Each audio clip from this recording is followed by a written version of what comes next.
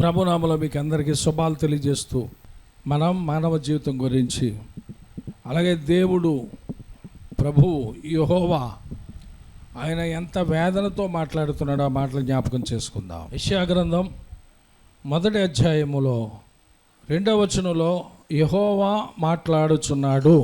ఎవరండి మాట్లాడేది? యెహోవా మాట్లాడుచున్నాడు.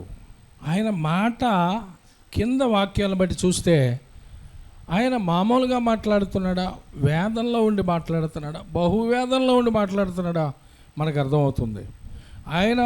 ఆయనని ఈ మనుషులు, ఈ మట్టి మనుషులు, అంటే మన మనుషులు కాదు, మట్టి మనుషులు, మట్టితో తన పోలికలో చేసుకున్నారు, కానీ మట్టితో చేశారు. ఈ మట్టి మనుషులు వట్టి మాటలతో ఎంత విసిగిస్తున్నారో, ఎంత బాధ పెడుతున్నారో ఆయన్ని మనం బాగా తెలుసుకుంటాం. ఇందులో చూడండి ఏమని మాట్లాడుతున్నాడంటే, ఆయన ఆకాశమా ఆలకించుము, భూమి చెవియొగ్గుము అంటున్నారు. ఏమన్నారండి? ఆకాశమా ఆలకించుము, భూమి చెవియొగ్గుము. భూమిని చేసింది ఆయనే, భూమి మీద నరులు చేసింది ఆయనే. కానీ నరులతో మాట్లాడి విసిగిపోయి ప్రవక్తలను పంపించి ఆయన ఇంకా రాలేదు, కానీ ఆయన వస్తానని యెషయా గ్రంథంలో ఎక్కువసార్లు ప్రవచన రూపంగా చెబుతూ, ప్రవచనాత్మకంగా ప్రవక్త ద్వారా మాట్లాడుతూ వచ్చారు. ఎవరండి? యేసుప్రభువు వారు వచ్చారు. ఎప్పుడు వచ్చారు?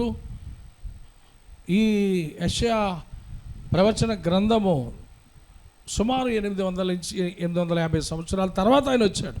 ఆయన రాకముందు 800 సంవత్సరాలకు పూర్వం యేసు ప్రభువారిలోంచి, యెహోవా తండ్రిలో నుంచి ఆయన ఏం మాట్లాడుతున్నారో మనం వినాలి. యెహోవా మాట్లాడుచున్నాడు, ఆకాశమా చెప్పాలి మీరు, ఆలకించుము, భూమి చెవియొగ్గుము. అంటే ఆకాశము ఆలకించాలి, భూమి ఏమొగ్గాలి? చెవియొగ్గాలి. ఏంటంటే, నేను పిల్లల్ని పెంచి గొప్పవారినిగా చేసి తిని వారు నా మీద తిరగబడి ఉన్నారు. పిల్లల్ని పెంచాను, కనీలాగా తల్లి గర్భంలోంచి చేశాను, పిల్లల్లాగా ఉన్నప్పుడు బాగానే ఉన్నారు. నాకు ఎప్పటికీ వాళ్ళు పిల్లలే కాబట్టి ఆ పిల్లల్ని నేను ఆశీర్వదించి పెద్దవారిగా చేశాను. పెద్దవారిగా చేశాక పెద్దవాళ్ళ లక్షణాలు వాళ్ళలో కనపడతలేదు. పిల్లలంటే వాళ్ళు పిల్లలు కదా, అలాగే ఎగురుతారులే, అలా పడతారులే, ఎగురుతారు, పడతారు, దెబ్బలు తింటారు, వస్తారు, బేరం అంటారు. మరి ఏంటి అలా ఎగిరే ఇప్పుడు దాకా కింద పడ్డావు, మోకాళ్ళు కొట్టుకుపోయినాయి, సైకిల్ తీయొద్దన్నానా, అస్తమాని దాంతో కాదు అని అలాగేలాగా ఆ కారణాలతో మనం వాళ్ళని గద్దిస్తాం. ఎప్పుడు పిల్లలుగానే ఉంటారా? వాళ్ళు ఉండరు, వాళ్ళు పెద్దవాళ్ళు అవుతారు. తర్వాత నేను పిల్లల్ని పెంచి గొప్పవారినిగా చేసి తిని వారు నా మీద తిరగబడి ఉన్నారు. ఏం పడి ఉన్నారు? తిరగబడిపోయారు, తిరగబడ్డారు. అందుకనే నేను వాళ్ళతో మాట్లాడలేక, వాళ్ళతో నా ప్రవక్తల ద్వారా కూడా మాట్లాడటం ఇష్టం కాక, నేను డైరెక్ట్గా ఎవరితో మాట్లాడుతున్నానంటే ఇప్పుడు అని ఆయన బాధని వ్యక్తం చేస్తున్నట్టు ఇక్కడ కనపడుతుంది. ఏంటి ఆయన బాధ అంటే, కింద చదువుతాం, ఎంత మనుషులకి ఎలాంటి పేర్లు పెట్టాడంటే, ఆయన పాపిష్టి జనమని, చెరుపుచే పిల్లలని, తిరుగుబాటు చేసే పిల్లలని, దోషభరితమైన ప్రజలని, దుష్ట సంతానమని, యెహోవాను విసర్జించిన వారని. ఎవరు విసర్జించారు? వాళ్ళు చెమట విసర్జిస్తాం మనం. ఈ ఎండాకాలం ఈ గాల్పులో చెమట విస్తారం, విసర్జన అంటే బయటికి రావటం. ప్రభువుని వద్దు అనుకుంటాం విసర్జించడం అంటే. ప్రార్థన చేద్దాం. గొప్ప దేవుడా, మీకు స్తోత్రాలు. నిన్ను విసర్జించిన మనుషులు ఎక్కడ దాక్కుంటారో, ఎక్కడ ఉంటారో ఈ మట్టి మనుషులు నాయన తెలుసుకోలేకపోతున్నారు. ఈ మట్టి మనుషులు మహిమకి చేరాలని నీవి మాటలు రాయించారు. వాక్యం ద్వారా అందరితో మాట్లాడండి బాబు. ప్రతి ఒక్కరిని దర్శించండి, నీ శక్తితో నీ బలంతో నింపండి, నీకు ఇష్టమైన పాత్రలుగా చేయండి. నిన్ను విసిగించేవారుగా కాకుండా నాయనా, నీవు మమ్మల్ని భూమి మీదకి ఎందుకు పంపించావో, తల్లి గర్భంలో నుంచి ఎందుకు రూపించి తీసావో బయటికి తెలుసుకుని, పరమార్థం తెలుసుకుని, సత్యాన్ని తెలుసుకుని నీతిగా, యథార్థంగా, పరిశుద్ధతగా జీవించే కృపనిమ్మని యేసుక్రీస్తు వారి నామంలో స్తుతించి ప్రార్థించి వేడుకుంటున్నాం. పరమ తండ్రి ఈ దిన ఆయన సేవకుడిని ఆయన కొరకు వాడుకొని గాక. ఆమేన్. ప్రియులారా, గమనించండి, వారు నా మీద తిరుగుబడి ఉన్నారు. ఎవరాళ్ళు? పెద్దవారైనా ఆ పిల్లలు, నా పిల్లలు పెద్దోళ్ళు అయిపోయారు, ఇంతంత అయిపోయారు, నా ఎంత అయిపోయారు, కానీ ఏం చేస్తున్నారు నా మీద? అది తల్లిదండ్రులారా, పిల్లలు మన మీద తిరగబడితే మనం ఎంత బాధపడతాం, ఎంత సిగ్గుపడతాం. ఆ పక్కన ఉన్నవాళ్ళు ఈ పక్కన ఉన్నవాళ్ళు ఏమనుకుంటారా అని ఎంత వేదనతో కుమిలిపోతారు ఆ తల్లిదండ్రులు. తల్లిదండ్రులకి అంత బాధ ఉంటే ఇలాంటి తల్లిదండ్రులని అందరినీ కలగజేసిన వాడు యెహోవా, ఆయన ఎంత బాధపడుతున్నాడో మనం బాగా తెలుసుకోవాలి.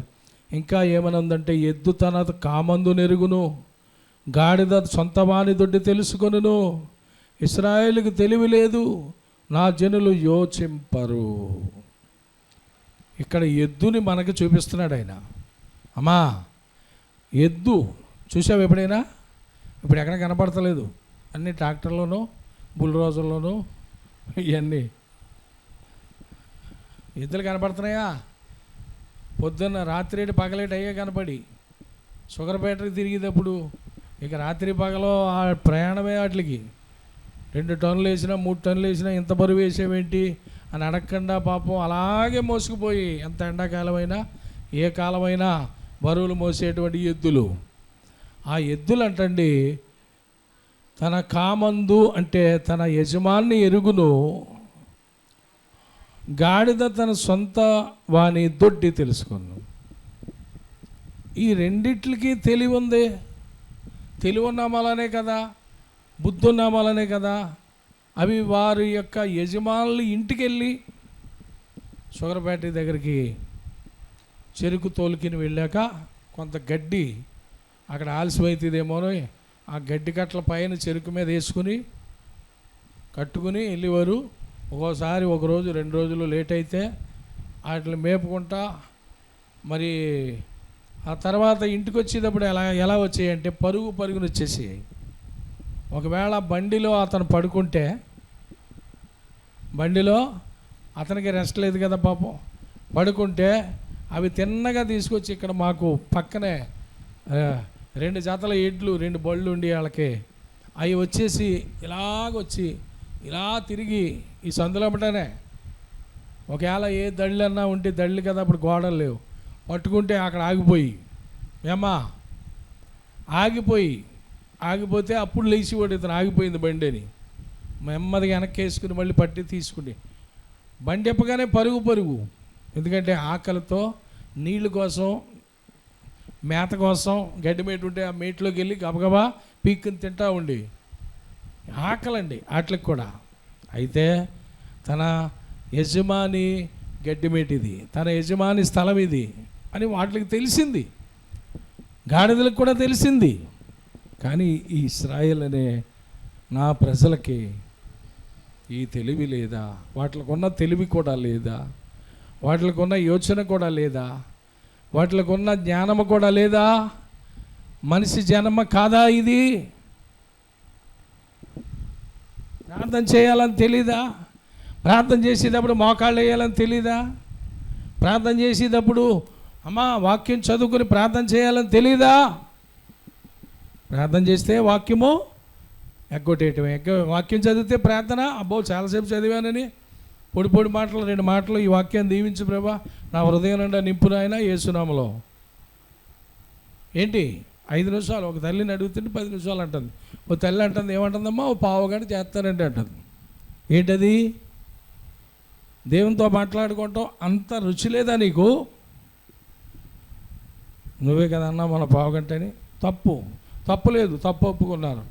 కాబట్టి ఇప్పుడు ఏం చేయమన్నారు పాస్టర్ గారు? మళ్ళా పావుగంట కాదమ్మా, 1 గంట చేయమ్మా. బైబిల్ చదువుతున్నావు? లేదండి. చదువమ్మా, 2-3 అధ్యాయాలు చదువుకో. ఉపవాసం ఒకటి. ఈరోజు ఉపవాసం అంటే ఎలా చేయాలి? ఆయన పాదాల దగ్గర ఉన్నానని నమ్మి చెయ్యాలి. చాలా మెలకుగా, చాలా జాగ్రత్తగా టీవీ మీద కూర్చున్న వాళ్ళు వినాలి. ఇక్కడ వాక్యం మందిరంలో ఉన్నవారు మీరు వినాలి. అందరూ విని ఏం చేయాలి? ఆయన మాట చొప్పున మనం చేయాలి.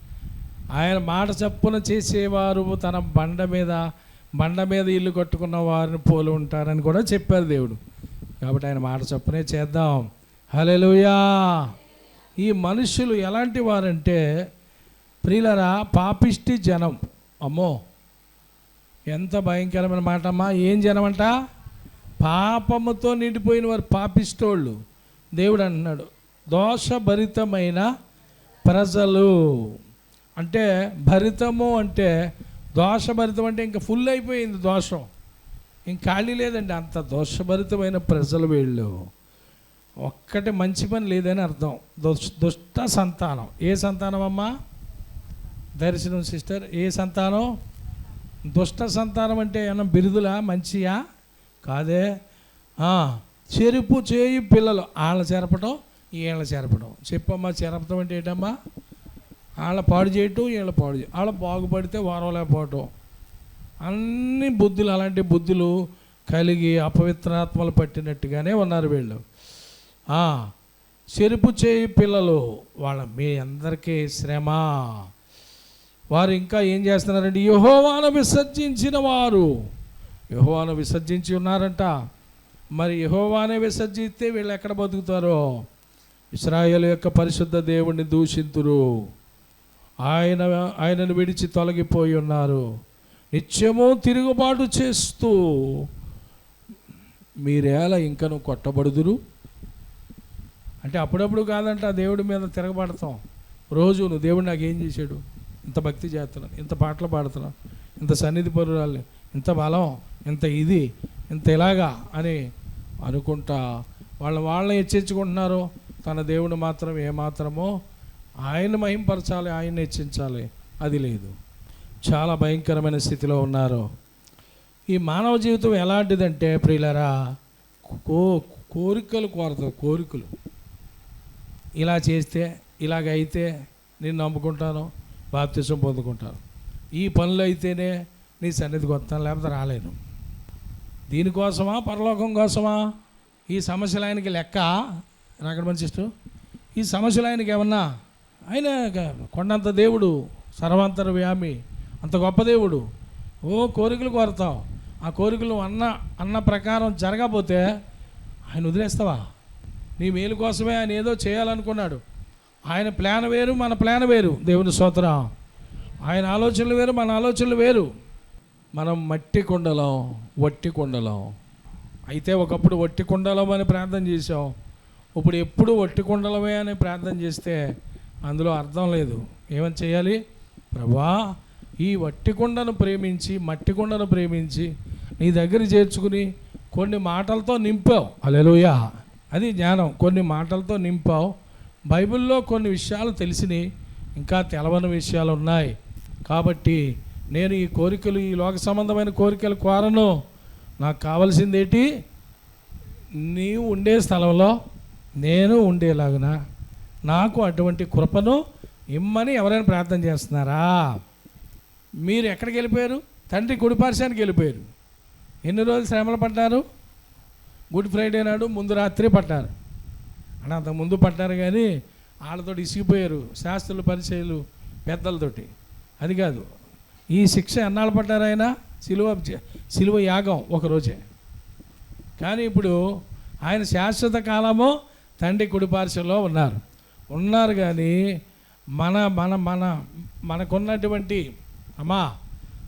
మనకున్నటువంటి ఇవన్నీ విచిత్రమైనటువంటి కోరికలు, ఈ అన్నిటిని కూడా ఆయన విసిగిపోతున్నాడు. ఆయన విసిగించేస్తున్నారు. ఆయన్ని ఎలాగడగాలో తెలియట్లేదు. యేసు రక్తమే జయం. కోరకురా నీవు కోర్కెలను, ఉండవురా నీవు మన్నువురా. కోరకురా నీవు కోర్కెలను, ఉండవురా నీవు మన్నువురా. కుండవురా నీవు పగిలిదవు, కొండవురా నీవు పగిలిదవు. అయ్యో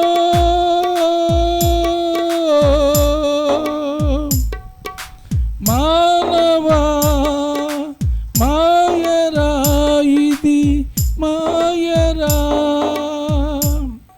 రాలిపోదువో నీవు కూలిపోదువో, తెలియదురా నీకు ఏ గడియో. చప్పట్లు కొడదాం. రాలిపోదువో నీవు కూలిపోదువో, తెలియదురా నీకు ఏ గడియో. భార్యా బిడ్డలు మాయరా, లోక నివాసులు మాయరా. భార్యా బిడ్డలు మాయరా, లోక నివాసులు మాయరా. మర్చిపోదురు ఒక్క దినమే, మర్చిపోదురు ఒక్క దినమే. అయ్యో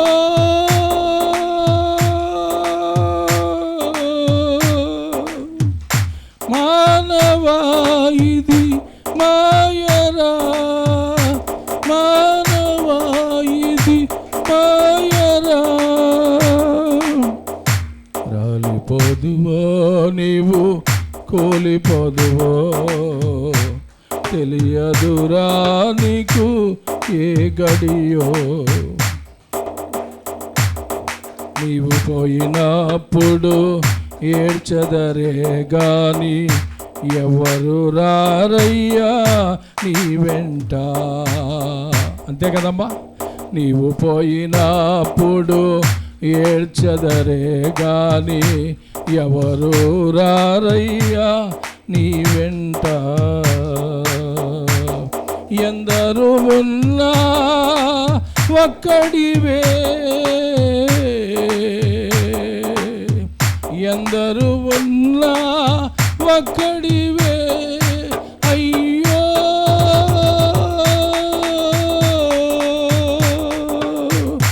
మానవా ఇది మాయరా, మానవా ఇది మాయరా. Praise the lord. దేవుడి నామానికి మహిమ కలుగును గాక. గమనించండి ప్రియులారా, వాక్యమే పాటగా మార్చబడింది. పాటనే వాక్యముగా అర్థం చేసుకొని పాడుకుంటే మనము కోరికలు కోసము మనల్ని దేవుడు పుట్టించలేదు. ఆయన చెప్పినట్టు మనం వినాలా, మనం చెప్పినట్టు ఆయన వినాలా? మరి ఇలా జరిగితే నేను బాప్తిసం తీసుకుంటానంటే మనం చెప్పినట్టు ఆయన వినమనే కదా. ఈ రెండు జరిగితే ఈ ఇల్లు పని పూర్తయ్యాక, లేకపోతే ఇది ఇలాగా అది అలాగా అని ఏదో నువ్వు ఆయనకి ఆంక్షలు విధించినట్టుంది. అలాంటి మానుకో సహోదరుడా సహోదరి. పరమార్థం తెలుసుకో. మట్టి మొఖాలు మనవి. ఏ మొఖాలో? మట్టి. ఎంత సుందరమైనవి, అందమైనటువంటి వ్యక్తి అయినా, ఆడైనా మగైనా మట్టిలో కలవాలా వద్దా? అందుకనే మట్టివరా నీవు, కుండవురా పగిలిదవు అని పాడుకున్నాం. ఏంటమ్మది? వట్టి కుండలం, మట్టి కుండలం ఒకరోజు పగిలి ఏమైపోతాం? ముక్క చెక్కలవుతాం, మట్టిలోకి మోసుకుపోతారు. ఆ తర్వాత ఏమైపోతామండి? అది శరీరము కుళ్ళి అది ఏమైపోద్దండి? కనపడదు. ఎముకలు కూడా కొంతకాలానికి అవి కూడా పూర్తిగా లయమైపోతాయి అందులో, అంతే, ఇంకేమీ లేదు. కాబట్టి ప్రియులారా, ఎందుకు ఆయన్ని మనం బాధ పెట్టాలి?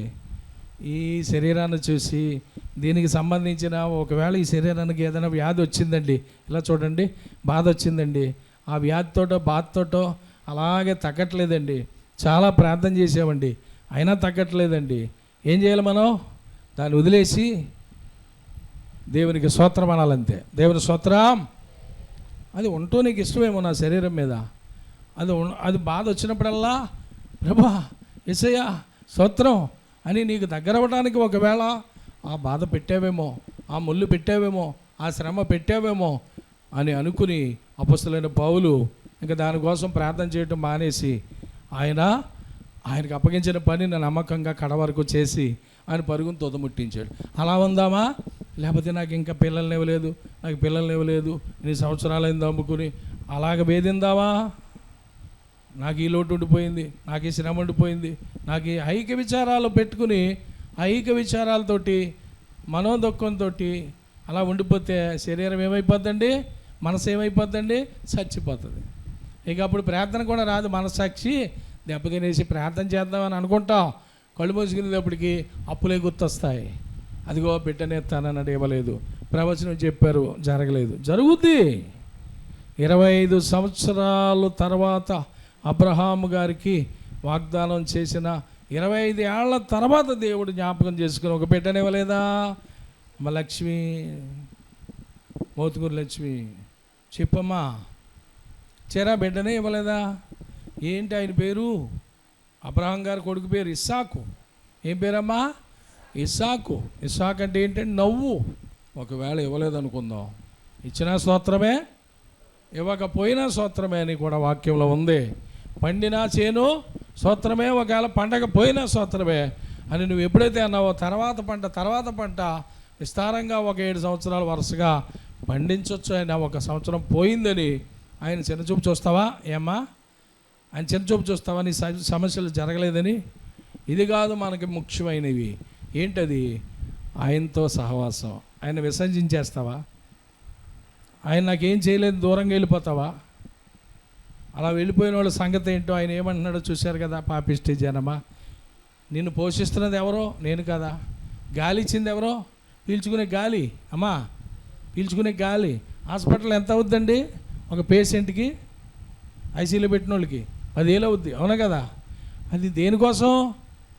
ఆక్సిజన్, ప్రాణవాయువును కొనుక్కుంటున్నాం కాబట్టి ఆ రూమ్ రెంట్లు అన్నీ కలిపి 10,000 అంటారు. 1 రోజు, 2 రోజులు, 4 రోజులు ఉంటే, అమ్మా ఇందులో పెడితే ఈ రూమ్లో ఇది ఎమర్జెన్సీ ఐసీయూ కాబట్టి దీనికి రోజు 10,000 కట్టాలి. దేని గురించి? మనకు ఉచితంగా ఇచ్చే గాలిని మనం పీల్చుకుని బ్రతుకుతున్నామే, అది పీల్చుకోలేని స్థితిలో ఉన్నాయి కాబట్టి ఈ అవయవాలు. అందుకని అందులో పెట్టి నిన్ను కొనిపిస్తున్నాం గాలి, తెలుస్తుందని. అందుకనే 50,000. అయ్యి బాబోయ్, ముందు చెప్పాను కదమ్మా, రోజుకు 10,000 ఈ రూమ్లో ఉంటే, అవునా కదా? మీకు తెలుసు అలాంటి రూములు. మీరు ఒకవేళ మన వాళ్ళు వెళ్ళకపోయినా మీ చుట్టాలు ఎవరైనా వెళ్ళినప్పుడు చూసి ఉంటారు. అందులో వండిస్తారండి మనల్ని. అమ్మాయి అందులోకి వెళ్తాకలేదు, ఒకళ్ళ తర్వాత ఒకళ్ళు వెళ్ళండి అని వాచ్మెన్ ఏం చేస్తాడు? గద్దిస్తాడు. అప్పుడు ఇలాగ వెళ్ళి, ఎలా ఉంది బాబు, అన్నిటికీ అన్నీ పెట్టేస్తారు కాబట్టి ఇలాగంటాడు. సరే జాగ్రత్త, మనసులో ఏదో చిన్న ప్రార్థన చేస్తే చేస్తావు, లేకపోతే వచ్చేస్తావు. ఎందుకంటే లాగేస్తారు, వెళ్ళిపోమంటారు, అవునా కదా? దీనా అలాగా. నేను ఎందుకు చెప్తున్నాను ఈ మాట? హాస్పిటల్లో సావు బ్రతుకుల మధ్యలో యాక్సిడెంట్ అయినప్పుడు అనేక రకాలుగా జీవితము అమ్మా చివరి దశలో ఉన్నప్పుడు ఆ ప్రాణవాయువు పెడతారు. దాని ఖరీదు ఎంత అంటే రోజుకు 10,000.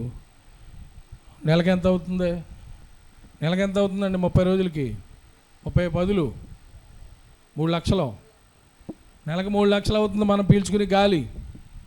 ఇంత శ్రేష్టమైన గాలి ఉంటుంది అందులో. అది కృత్రిమంగా తయారు చేశారు.